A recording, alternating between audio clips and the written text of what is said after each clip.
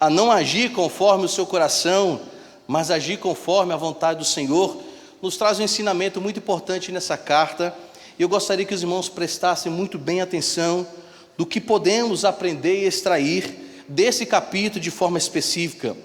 Então, o que nós podemos aprender com essa carta, que é escrita a gentios convertidos a Cristo, há também a judeus que entendiam a importância de ter esse Salvador como Senhor, e não apenas os atos judaicos que muitos tinham, e colocavam acima do próprio Cristo. Mas podemos entender que nessa carta, meus irmãos, há um ensinamento importante para como nós devemos viver para Cristo e como nós devemos viver na sociedade. Primeiro, o que nós podemos aprender nessa carta? Olha só o que está escrito no verso de número 3. Pedro vai dizer: bendito seja Deus e Pai nosso, do nosso Senhor Jesus Cristo, que, segundo a sua grande misericórdia, nos regenerou para uma viva esperança, mediante a ressurreição de Jesus Cristo dentre os mortos. Meus irmãos, é evidente que podemos agradecer a Deus por várias coisas, mas um agradecimento que Ele faz a Deus pela vida de Jesus Cristo, por meio de Jesus Cristo, Ele fala sobre algo importante: regeneração. Eu não sei, acho que no curso já estão nessa parte da regeneração, né? Estão aprendendo sobre isso. Alguém poderia perguntar: o que é regeneração? As Escrituras, meus irmãos, principalmente Cristo Jesus, trouxe um ensino muito profundo sobre a questão da regeneração. Quando nós lemos o Evangelho de João, capítulo de número 3, quando há uma conversa de Nicodemos e Jesus e Nicodemos, e Jesus começa a mostrar para Nicodemos que o fato dele conhecer a palavra, de ser um doutor da lei, não fazia ser, ou não deixava ele ser, e nem permitia ser um filho de Deus. O fato dele conhecer a Torá e saber manejar bem a Torá, ou seja, Gênesis, Êxodo, Levítico, Número e Deuteronômio, não o levava para o céu, mesmo tendo conhecimento a respeito desse Deus eterno. Mas Pedro agradece ao Senhor, porque recebemos a regeneração pelo seu Filho amado Jesus Cristo, que pelo Espírito Santo também gera em nós essa nova vida, essa nova criatura. Mas percebam uma coisa, meus irmãos, um irmão chamado Wagner Barbosa, ele escreveu algo muito importante numa revista que nós conhecemos chamada Ultimato.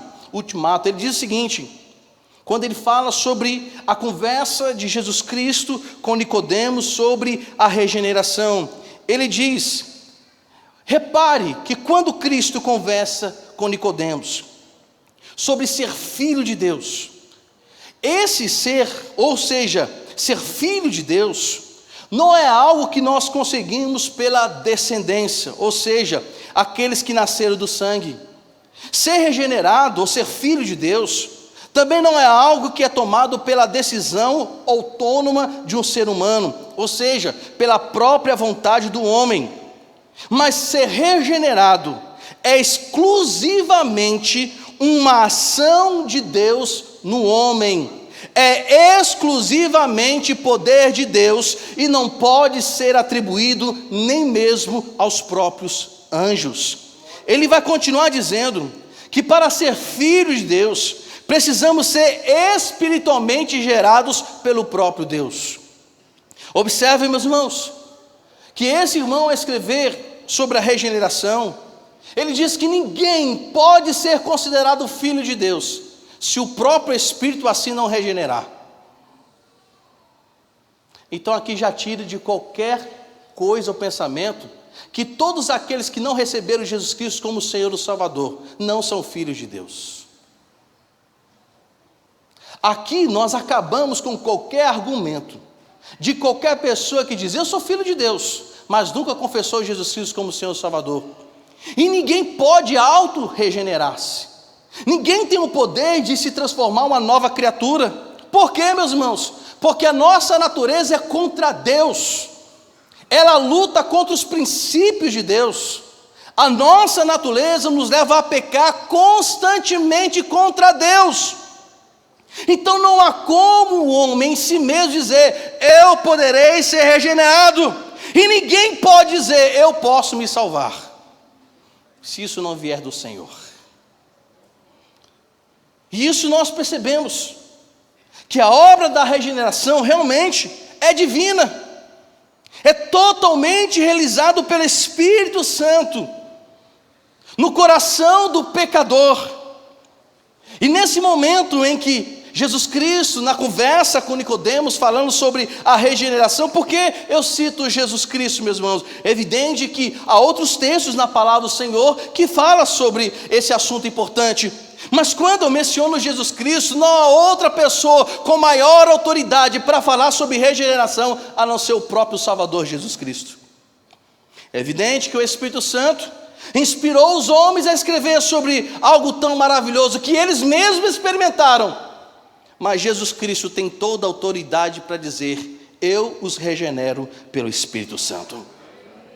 Interessante que quando nós falamos sobre regeneração, eu já vou voltar para o texto de Pedro, mas é importante nós falarmos sobre isso. Quando nós falamos sobre regeneração, a pessoa que é regenerada, ela não pode mais decidir por si mesma. No verso de número 8, você está com a Bíblia aberta aí? Vamos ver o que está escrito, Evangelho de João.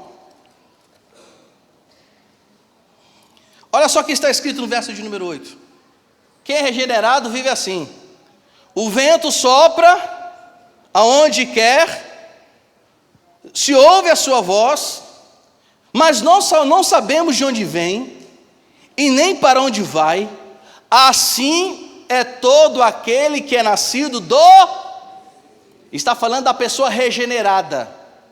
A pessoa que é regenerada por Cristo Jesus, pelo seu Santo Espírito, não toma mais as decisões por si mesmo.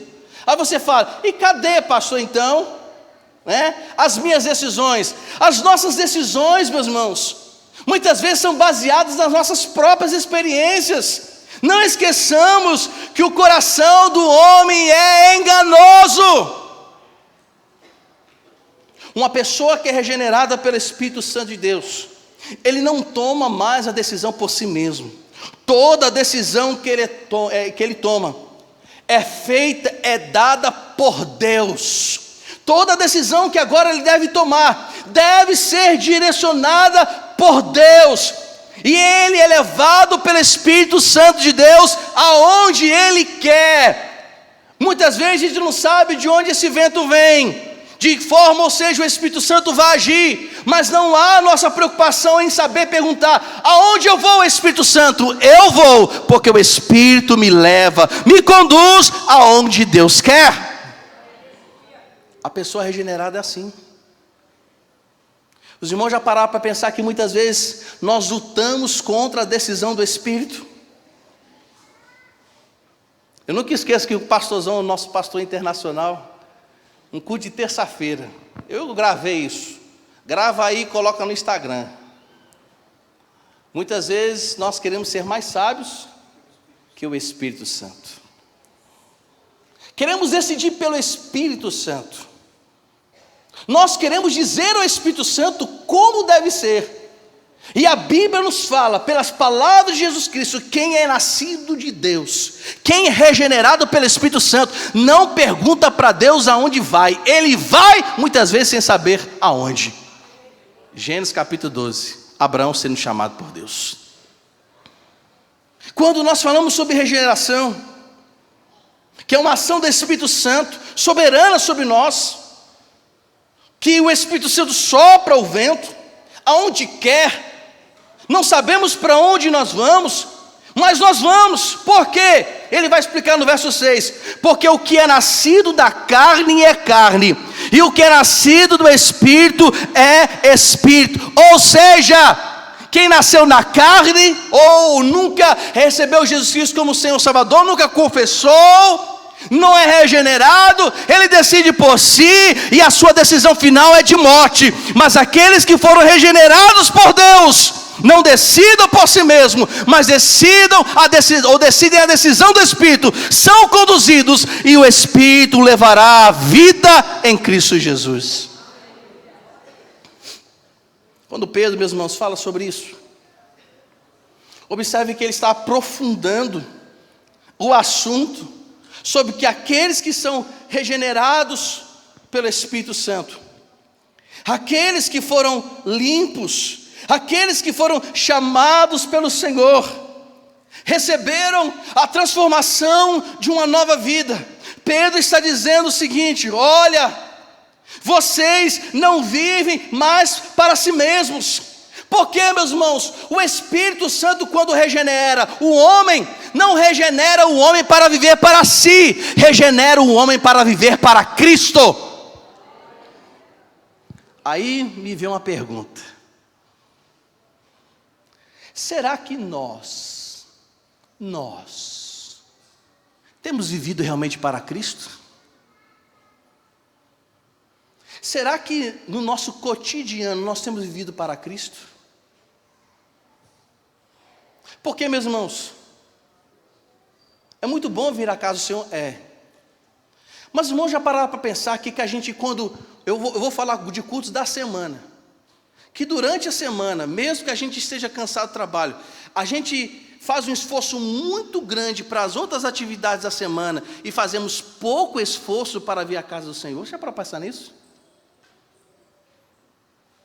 A gente não faz esforço para vir para a casa do Senhor da semana, mas a gente faz todo esforço para qualquer outra coisa. Fazemos esforço para ir para uma reunião que não seja a casa do Senhor. Fazemos esforço para ensaios, mas não nos esforçamos para cultuar o Senhor dentro da sua própria casa. Aí às vezes eu fico perguntando: será que realmente vivemos para Cristo? Porque uma pessoa regenerada ama a casa do Senhor. A pessoa regenerada ama a noiva de Cristo, não a condena. A pessoa regenerada não fala mal da noiva de Cristo. A pessoa regenerada, meus irmãos, ela não faz ou não provoca divisão em relação à noiva de Cristo. São essas perguntas que de vez em quando eu faço para mim mesmo e me pergunto: André, será que você é regenerado quando de repente me tem uma oportunidade para crescer, para adorar, para falar do amor de Cristo, e eu não faço? De vez em quando eu pergunto: Senhor, será que eu estou no caminho certo? Você também deveria se fazer, ou fazer essa pergunta. Então, eu quero aqui frisar, preste atenção: quando nós somos regenerados pelo Espírito de Deus, recebemos essa nova vida transformada por Ele.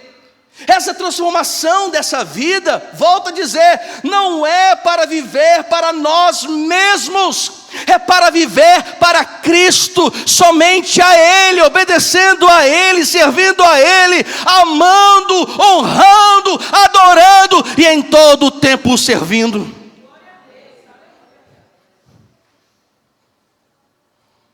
E isso, meus irmãos, nós devemos glorificar ao Senhor. Observe, Pedro está dando graças a Deus por Jesus Cristo, verso 3, que nos regenerou.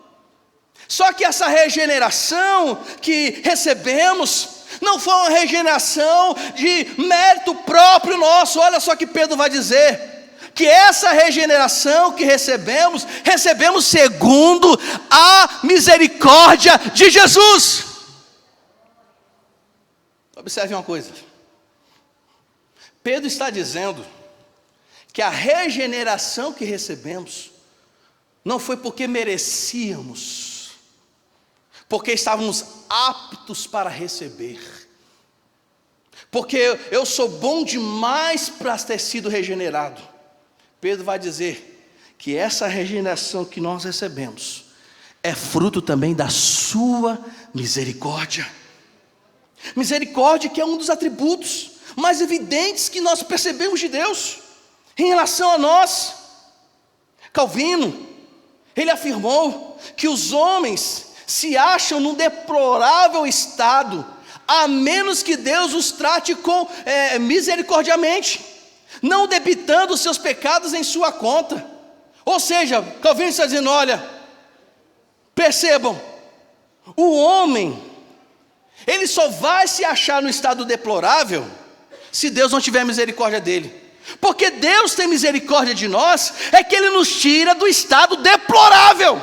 É por causa da misericórdia dele, que nos tirou do estado de pecado, no lamaçal do pecado, das trevas, e nos transportou para o império da sua luz. Sim, continuamos pecando, mas fomos, meus irmãos, resgatados pelo Senhor, para continuamente nos aperfeiçoarmos em Cristo, para o dia glorioso, em que nós receberemos o corpo transformado, e nunca mais veremos o pecado.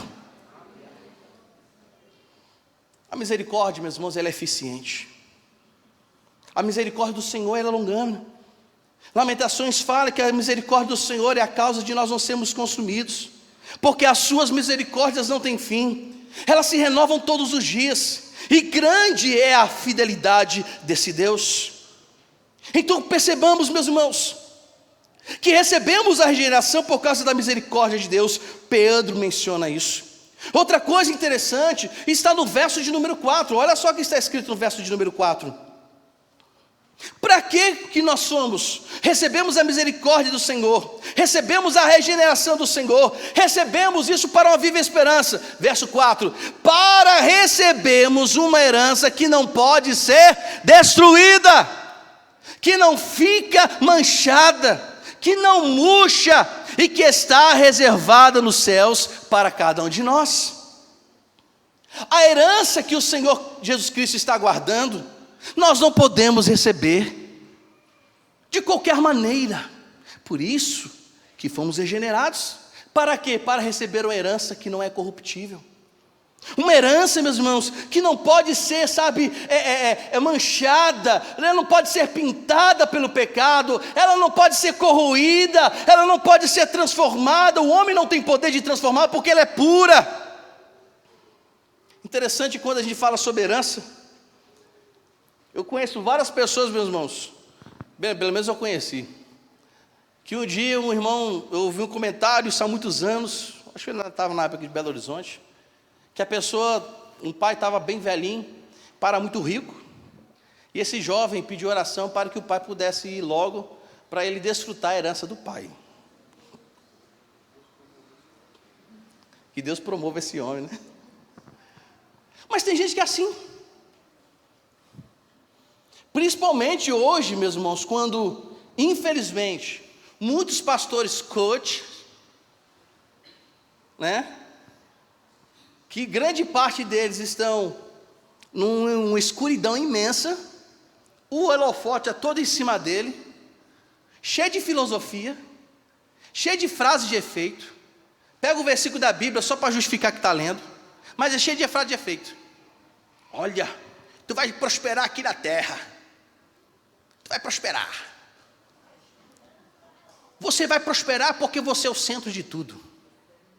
Olha, vocês sabiam, meu irmão, eu vi o camarada pregando. Eu quase baixou a unção de Karate Kid na televisão. Quando a pessoa disse: olha, Deus criou todas as coisas porque você era especial nessa criação. É por isso que ele disse: foi muito bom. Muito bom o que Deus estava dizendo em relação ao homem. Não é porque o homem era melhor do que Deus, é porque Deus lhe fez, que tudo que ele fez em relação ao ser humano foi muito bom por causa dele, porque havia uma eficácia, eficiência profunda na criação dele mesmo. Tudo foi criado, não foi criado por causa do homem. O homem se beneficia da misericórdia, da bondade, generosidade, grandiosidade de Deus. Mas tudo foi criado por causa de Cristo Jesus. Então, portanto, a Ele seja a glória. Mas vamos ainda receber uma herança, meus irmãos. Pedro menciona uma herança que é divina, uma herança que é limpa, que não pode ser alterada. É uma herança que é vigiada pelo próprio Deus. Ninguém pode tocar, a não ser o Deus que vai dar. Ninguém pode roubar, a não ser o próprio Deus que vai conceder graça. Essa herança está preparada para apenas aqueles que foram regenerados pelo Espírito Santo de Deus. Pedro também vai nos ensinar que, além de dar graças a Deus pela regeneração, e aqui eu quero já ir partindo para o final, Pedro nos ensina, meus irmãos, que também devemos dar graças a Deus pelas provações. Olha só o que está escrito no verso 6 e verso 7.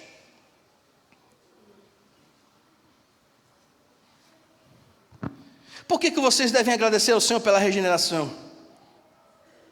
Porque a misericórdia do Senhor veio sobre vocês. Porque vocês hão de receber uma pura herança, verso 4. Porque essa herança é guardada pelo poder de Deus. Está preparada no dia para aquele último dia. Por isso, vocês devem exultar. Embora que por breve tempo, se necessário, vocês sejam contristados por várias provações, para que uma vez confirmado o valor da fé que vocês têm, muito mais precioso do que o ouro perecível, mesmo apurado pelo fogo, resulte em louvor, glória e honra. Observe, meus irmãos, que Pedro, ele fala que somos provados pelo povo, se for necessário, sermos contristados por causa disso. Sermos muitas vezes, meus irmãos, provados por causa da nossa fé. Ele vai dizer que o resultado na vida do regenerado, o resultado da prova, o resultado das tribulações, vão resultar em glória para o louvor do nome do Senhor.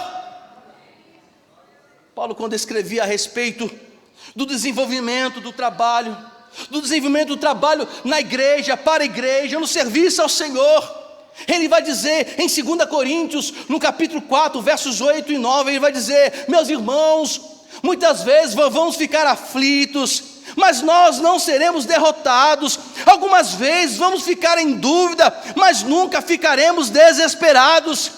Teremos muitos inimigos, mas nunca nos faltará um amigo. Às vezes somos gravemente feridos, mas não seremos destruídos. É isso que Pedro está dizendo, meus irmãos, que o servo de Deus é regenerado, por mais que ele passe pela prova, pelo fogo, sendo testado. E quando, meus irmãos, eu falo sobre teste, uma das primeiras passagens que vem na cabeça é Josué, capítulo de número 6. Meus irmãos, se você ler direitinho Josué capítulo 6, a gente fica perguntando, Deus poderia poupar Josué e seu povo de problemas. Capítulo 6, verso 1. Diz a palavra do Senhor que Jericó estava estritamente fechada por causa dos filhos de Deus. Verso de número 2. O Senhor Deus fala para Josué: meu filho, o seguinte, eu vou te falar aqui, mas você não vai falar para ninguém. Eu vou falar só para você, é entre nós dois. É uma conversa muito pessoal. Eu quero te dizer, Josué, que Jericó já está resolvida, já está vencida. Eu vou lhe dizer mais ainda. Sabe, o rei já está garantido. Aí Josué poderia pensar, mas e o exército? Já está vencido. Já estava tudo resolvido, irmã. O Deus já tinha resolvido tudo. Você pode consultar aí, capítulo 6 de Josué. Já estava tudo resolvido. Na verdade, Deus deu de bandeja. Mas o Senhor fala, mas vocês vão ter que marchar. Aí você pergunta, pastor, eu estou aqui na aprovação, se Jesus venceu tudo, se Jesus já garantiu tudo, porque, meus irmãos, é justamente aí que muitas vezes Deus não nos revela a vitória no sentido humano, porque às vezes a gente tem mania já de ficar preguiçoso espiritual com o que já temos. Imagine se Deus nos mostrar uma grandiosidade da bênção que Ele tem humanamente falando, a gente não faz mais nada, já está tudo garantido, mas vocês vão ter que trabalhar. Vocês vão ter que marchar, vocês vão ter que resistir às caminhadas, e vocês vão ficar tudo em silêncio, não vai abrir ninguém a boca para dar um pio. Verso de número 10. E aqui eu só fico pensando nas fofoqueiras, tudo calada. Que coisa trabalhosa essas fofoqueiras tiveram. Eu só fico pensando nos murmuradores, aqueles irmãos que vivem tentando achar uma brecha, um defeito, só para falar mal. Deus diz, vai ficar todo mundo calado, e só vão abrir a boca para dizer o que eu devo. Quando eu dizer, vocês vão gritar, então vocês gritam, mas até lá, bico fechado, cala a boca. Por quê, meus irmãos? Porque imagine só, esse povo tem que ficar ali aguardando, ali o exército do Senhor Jesus ali, o Israel marchando, e o povo reclamando, para que isso, para que aquilo, para que isso, para que aquilo. Meus irmãos, não esqueçam que o povo deixou de estar na terra prometida por causa da sua própria boca. Deus dava de tudo, mas reclamavam mesmo assim. Pedro está dizendo: nem que seja preciso vocês serem contristados, mesmo que vocês passem pelo fogo, mesmo que vocês sejam provados, no final de tudo isso, o que vai ser o resultado na vida de vocês, é que vocês vão glorificar o nome do Senhor no final. Meus irmãos, todas essas provações que estamos passando, um dia quando virmos o Senhor Jesus Cristo nas nuvens, meus irmãos, será tanta glória, tanta majestade, tanta coisa magnífica, nós veremos o Senhor como Ele é.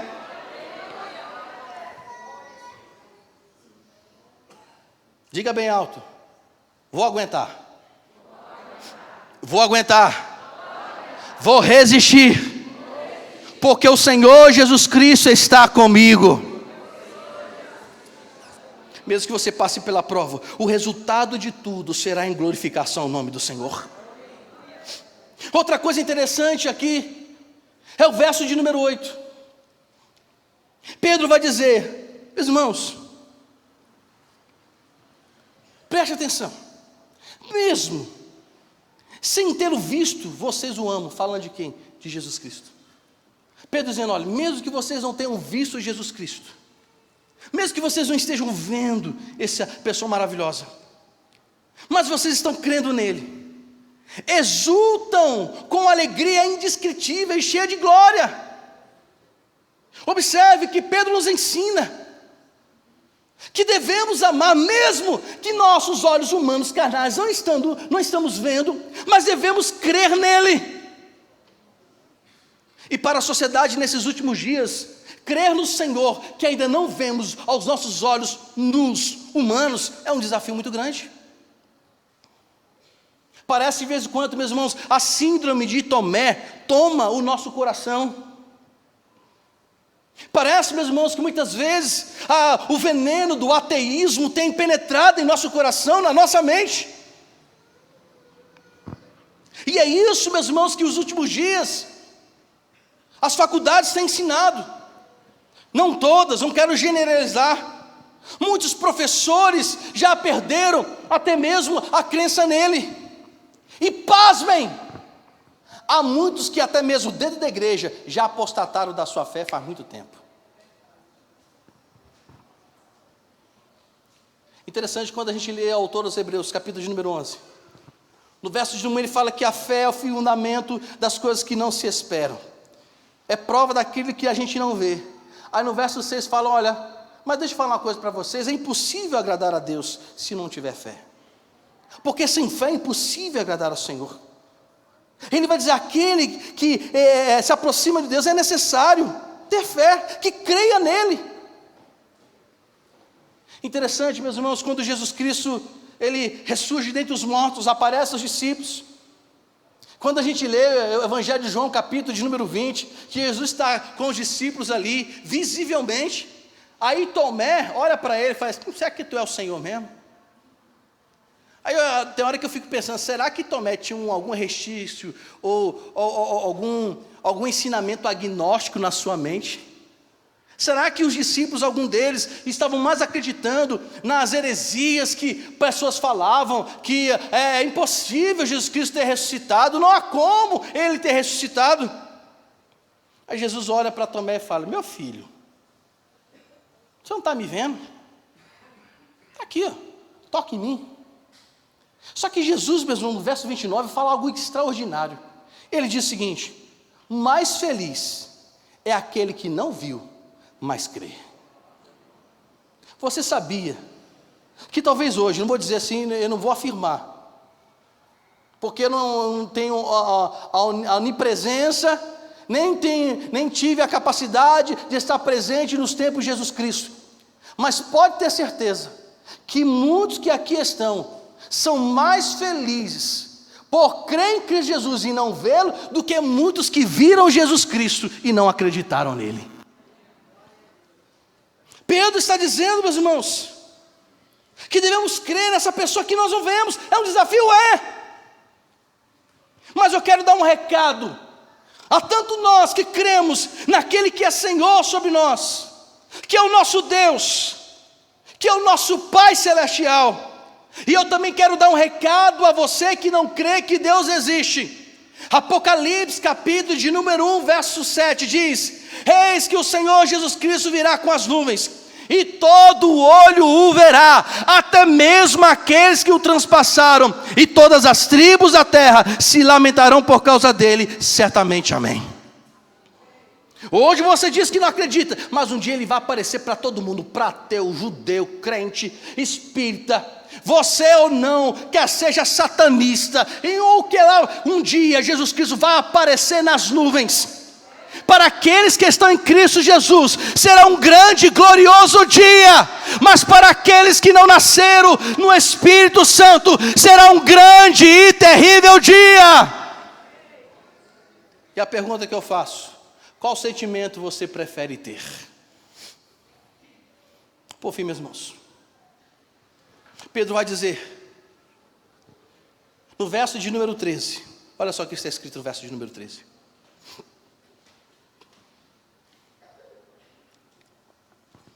Pedro vai dizer o seguinte: por isso, vocês devem preparar o seu entendimento, sejam sóbrios, e esperem inteiramente na graça que lhes está sendo trazida na revelação de Jesus Cristo. 14, como filhos amados, não vivam conforme as paixões que vocês tinham anteriormente, quando ainda estavam na ignorância. Pelo contrário, assim como é santo aquele que os chamou, sejam santos, porque vocês também tudo o que fizerem, fazem também tudo o que fizerem, porque está escrito: sejam santos, porque eu sou santo. Eu quero trazer uma aplicação, meus irmãos, nesses textos. A primeira aplicação que devemos fazer em diante desse mundo todo: sejam obedientes em santidade. É evidente que obedecer à palavra do Senhor deve ser algo contínuo em nossa vida. Devemos nos envolver inteiramente nos mandamentos do Senhor. Mas não apenas devemos nos envolver, mas devemos tomar os mandamentos do Senhor como um prazer para nós. Eu devo ler a palavra do Senhor e amar o que eu estou lendo. Agora percebam, o apóstolo João escreveu na sua carta, capítulo 1, ele diz no verso 3, que os mandamentos do Senhor não são pesados. Não são pesados para quem? Para quem nasceu de novo. Mas para quem não nasceu de novo é pesado. Não é deleitoso. Não é aprazível.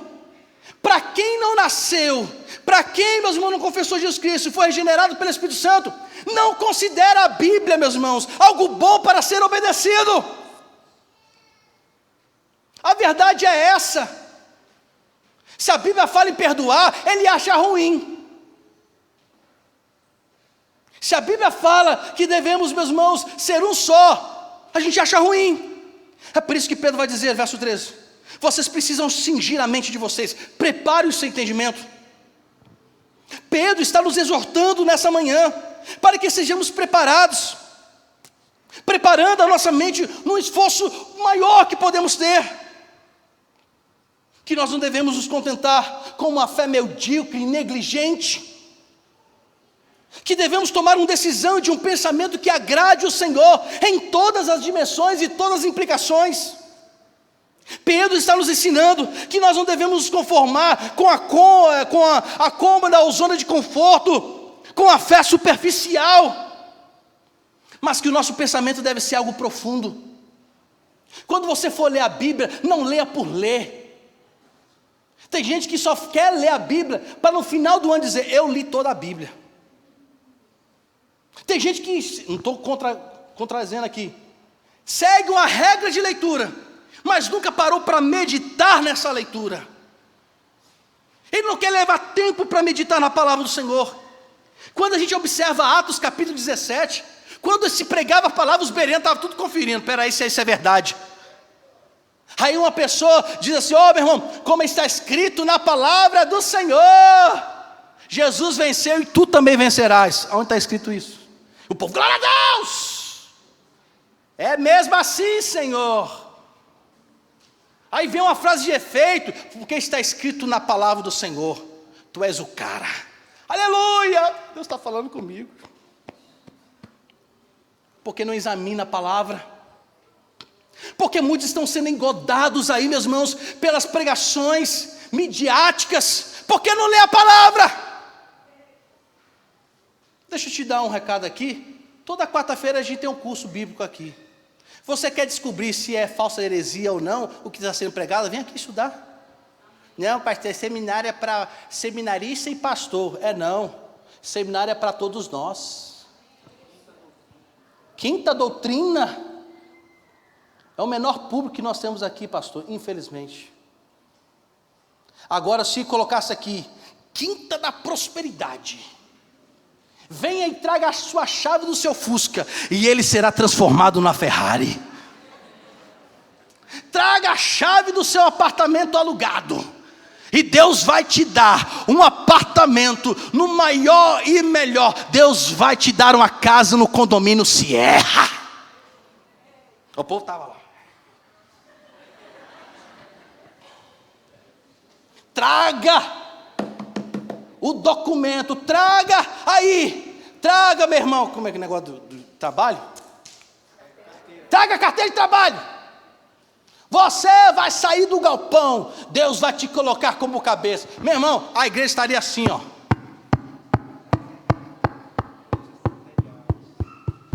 E quando essa igreja estivesse lotada, pode ter certeza que muitos pregadores dizem, deixa eu pregar lá no 3 de maio. Ô, meu irmão, deixa eu cantar na 3 de maio. Lá o negócio é tremendo, né? Se chegasse assim, que não tem nada contra, venha, você vai receber a sua cura. Deus é poderoso para curar, Mas tem muito crente fraco, superficial, porque não ama a palavra. E nesses últimos dias, Pedro, inspirado pelo Espírito Santo, está nos dizendo, cinge a mente, prepare a mente, prepara a mentalidade de vocês, sejam sóbrios.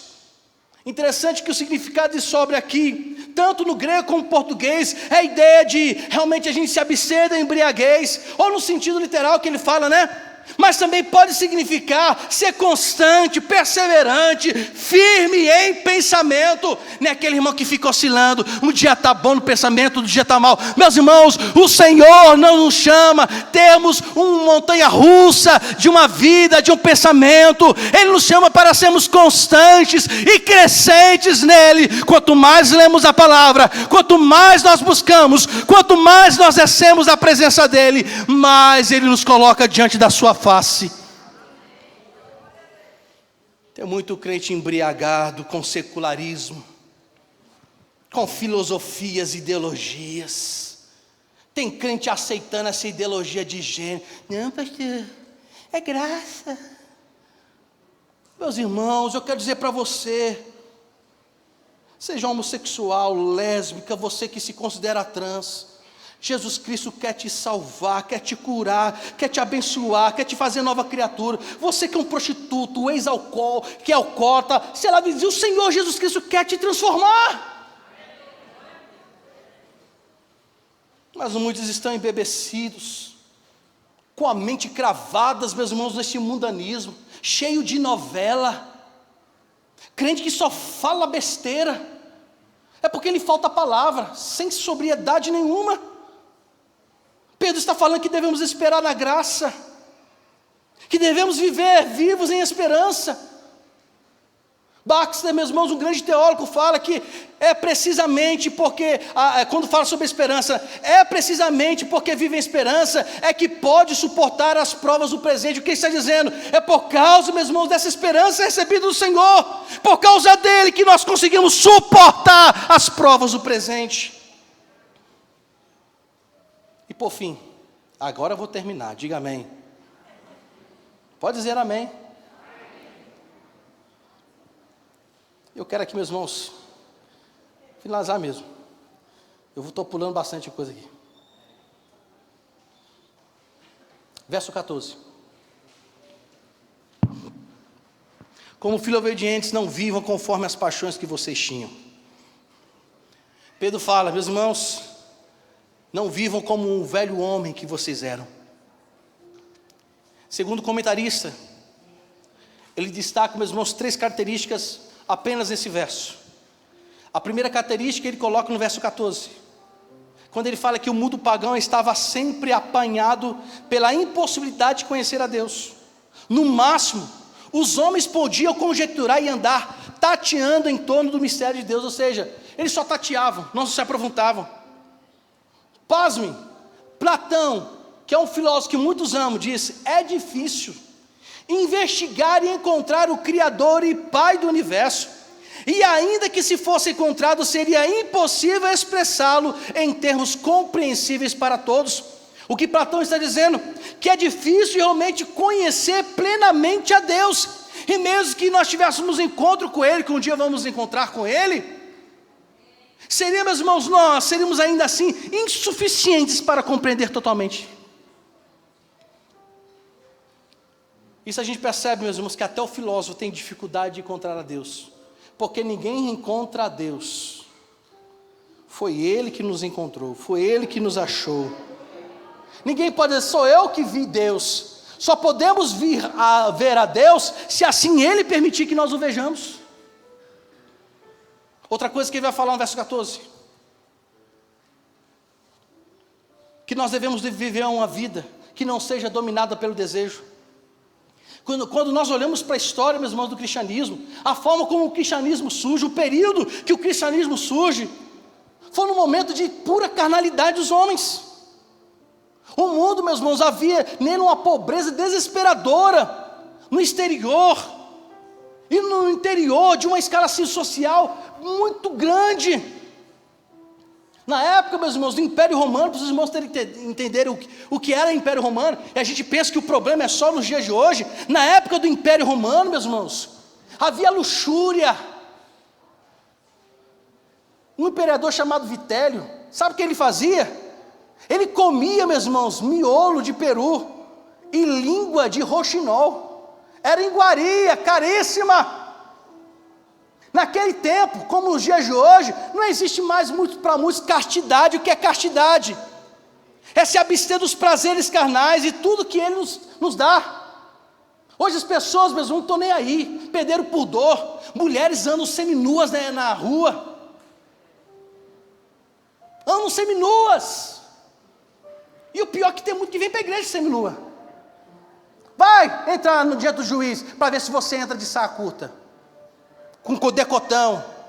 Não, pastor, isso é moda. Isso é lascívia, sensualidade.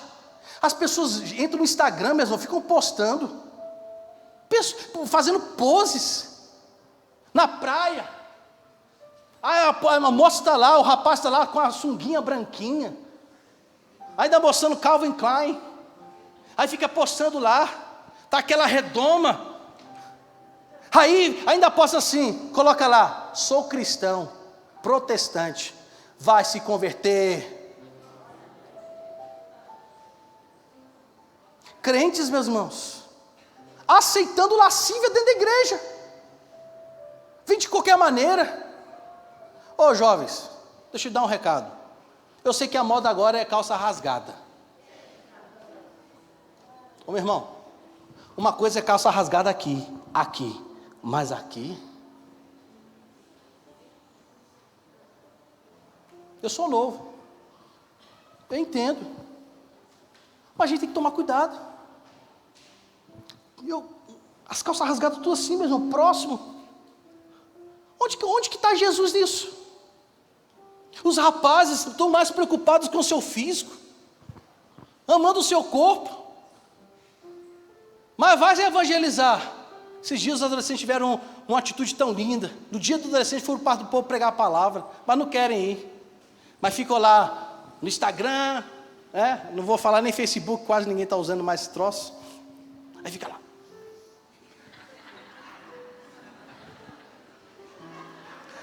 Mas sabe o que eu acho engraçado, irmã Sônia? Eu não vejo ninguém com a Bíblia na mão. Sim, pastorzão? Meus irmãos. Sim, irmão Antônio, está com a Bíblia, muito bem. Pedro está dizendo, meus irmãos, a gente não deve viver como a gente era antes, não. Somos regenerados, novas criaturas. O nosso velho já era, somos novos em Cristo Jesus. Quem é regenerado não vive para si, vive para Cristo, testemunha Cristo e fala sobre Cristo. Pedro, segundo como ele fala, que Pedro também está falando sobre futilidade, que era um problema do mundo antigo, e é um problema dos dias de hoje. Antigamente, meus irmãos, existiam pessoas que até mesmo advogavam, eram advogados, que diziam, não, se a pessoa quer viver como um cão, se ele quer viver, deixa viver. A gente vê nas redes sociais, né, gente que, teve um camarada, que pagou milhares e milhares para ser um cão, a raça Collie, pagou milhares para se tornar um cão, um cachorro, um animal. Eu achei engraçado quando o pastor Luiz Galdino, um domingo desse, né, eu acho que foi, esse negócio de chamar cão de filho. Meu irmão, você está menosprezando quem você foi criado. Ah, meu filhinho. Ou esse aqui é meu filho, pastor, quando vem lá um pitbull. Cão não é filho. Gato não é filho. Filho é ser humano. Filho é ser humano. Você pode até, pastor, meu sentimento é igual. Não, meus irmãos, é um sentimento igual não. Nós estamos futilizando, banalizando até mesmo o amor que recebemos. Antigamente havia futilidade, no tempo de Pedro havia a futilidade da vida. Prazeres momentâneos. As pessoas, meus irmãos, não tinham nem propósito em que morriam. De qualquer maneira. Porque a vida deles era fútil. Por isso, meus amados irmãos, os oficiais já podem se preparar para a oferta. Pode se preparar, tá certo? Vou passar a palavra para o pastor Moisés. Por isso que Pedro fala, verso 14 e 17. Vocês precisam ser santos. Pedro está nos instruindo para viver uma vida santa. Como filhos de Deus. Como regenerados de Cristo. Como aqueles que temem ao Senhor. Vivam para o Senhor. Porque são filhos. Ele vai dizer a vocês que, verso 17, que invocam como Pai aquele que sem parcialidade julga segundo as suas obras cada um. Vivam em temor durante o tempo da peregrinação. Fomos regenerados para viver em obediência e amor a Ele. Versos 15 e 16, Ele vai dizer, olha, vocês precisam buscar santidade. Sejam santos, porque quem chamou vocês foi um santo. Meus irmãos, se fôssemos chamados por uma pessoa desprezível, poderíamos ser desprezíveis. Se fôssemos chamados por uma pessoa que fala palavrão, então podemos falar palavrão. Mas nós fomos chamados, regenerados por um Deus que é santo, então Ele exige santidade. Não é difícil entender. Ele fala, sejam santos. Ah, pastor, mas e aí? Tanto no Antigo como no Novo Testamento, a Bíblia sempre foi enfática. Levítico 19, verso 2.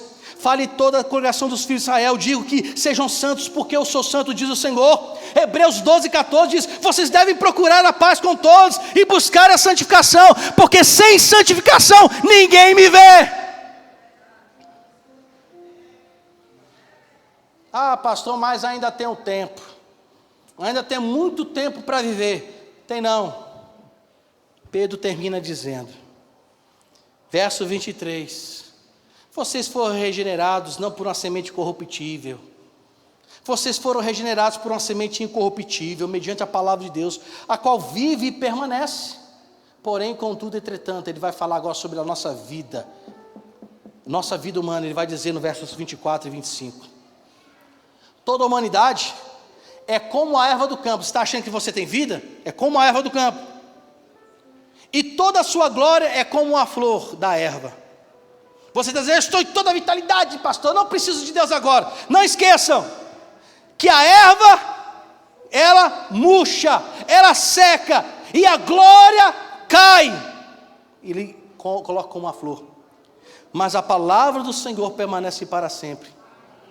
Essa é a palavra, é o evangelho que foi anunciado a vocês. Senhor, que o Senhor nos abençoe e tenha misericórdia de nós e nos ajude, Senhor, a viver uma vida em conformidade à Tua palavra. Nos perdoe, Senhor, dos nossos pecados tão vis, Pecados, ó Deus, que têm chegado diante do Senhor como uma afronta, porque Ele é uma afronta. Por isso, perdoa os nossos pecados. É assim que nós oramos em nome de Jesus.